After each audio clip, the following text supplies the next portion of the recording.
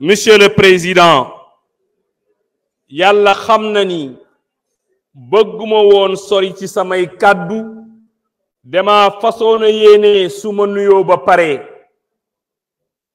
au lieu de demander une minute de silence je vais demander une minute de prière ñaanal képp koo xam ne génn nga àdduna diggante bi nga xam ne moom la ñu wax 2021 ba 2024 yàlla oyofal suuf ci sa kaw.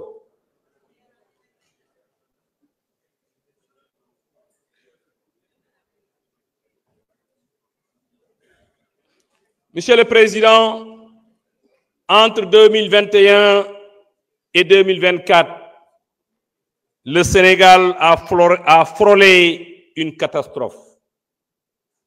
C'est le lieu de rendre un hommage vibrant aux forces de défense et de sécurité, les forces armées, la gendarmerie nationale, la police, parce que su dul woon ñoom tey jii duñu tal toog fii ci biir hémicycle bi di wax jërëjëf les forces de défense et de sécurité. Monsieur le Président, wa ma shahidna illa bima alimna li may wax dama ko gëm. Monsieur le Président, Monsieur le Président, Monsieur le Président, dama ne honorable député Amadou Ba, yàlla xam na ni j'ai beaucoup de respect pour lui. Lu tax parce que dama gis ci moom mu nekk ku dal, dama gis ci moom mu nekk koo xam ne dafa yëg nit, dafa jox cër ñépp. Loolu laa gis bi ma ñëwee fii ci Assemblée nationale bi. Moo tax Monsieur le Président, honorable député Amadou Ba, yàlla xam na ni yéene wuma la woon jërëjëf nga yenu li nga yenu tey jërëjëf muy cette loi ajaaraama Seydou Sall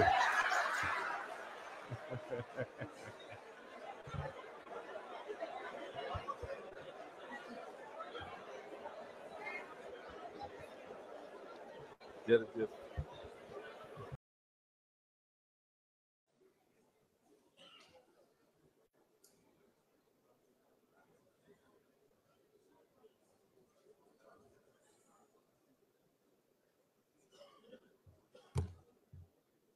Députés, chers collègues, maa ngi leen di nuyu dëgg ngeen bëgg a xam wante ñun tamit dëgg lañ bëgg a xam. Nous voulons la vérité et je vous en donne notre parole. Sauf que la seule différence, que nous voulons toute la vérité.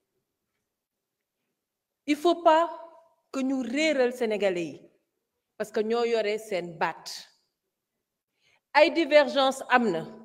Manque d'incompréhension bu réel bu sincère am na ci lii nga xamante ne ñu ngi ko bëgg a def mais lu ko waral ñàkk a diisoo ñàkk a waxtaan ak ñàkk a expliquer lu leer lu sénégalais yi mën a nangu moo ko waral parce que nit dina nekk ci dëgg nit dina nekk ci dëgg wax li mu bëgg mais leeralu ko nit ñi opposé wu ci te dafa mel ni loolu dinañu dal ci biir assemblée. ku boom Baye Cheikh Diop man mii dama ko bëgg a xam qui a tué Cheikh Koli Moussa Dramé Sadio Camara pourquoi ngeen xalaat ne ñun bëgguñu ko xam qui a torturé Pape Abdoulaye Touré dañ ko bëgg a xam qui a tué le gendarme on veut savoir qui a tué le policier on veut savoir mais nous avons également le droit de vouloir savoir qui a brûlé le terre, qui a brûlé notre BRT. Am nañ ci droit. Il faut être des démocrates jusqu'au bout. La justice, oui, mais la justice pour tout le monde. Et cette justice, elle ne doit pas être sélective.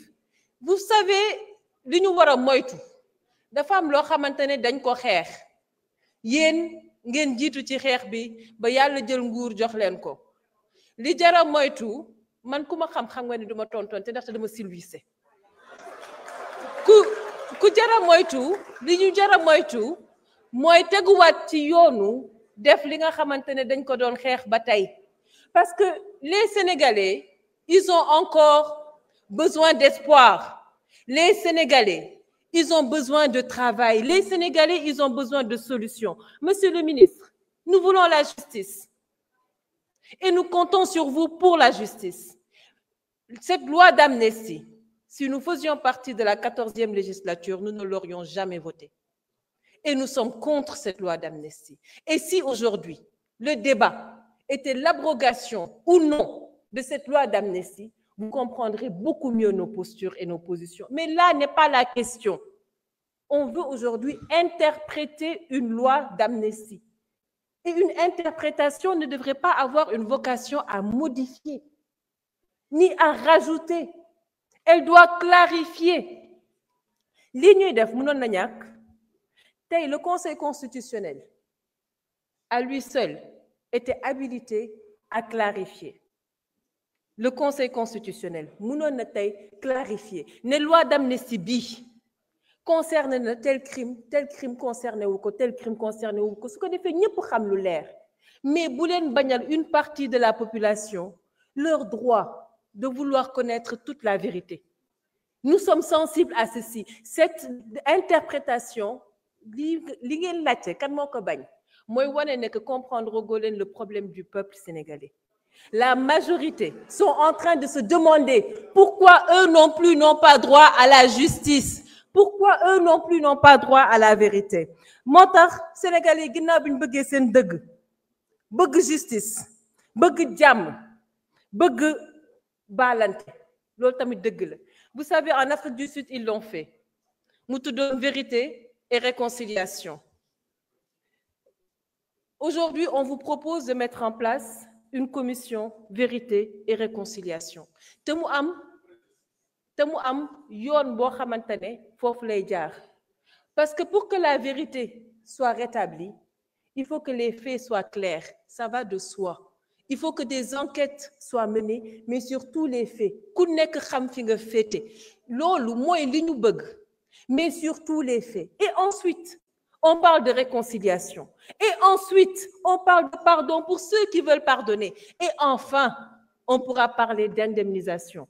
Donc, bu fekkente ne tey loolu la askan bi wax, je pense que mën nañ see d'accord.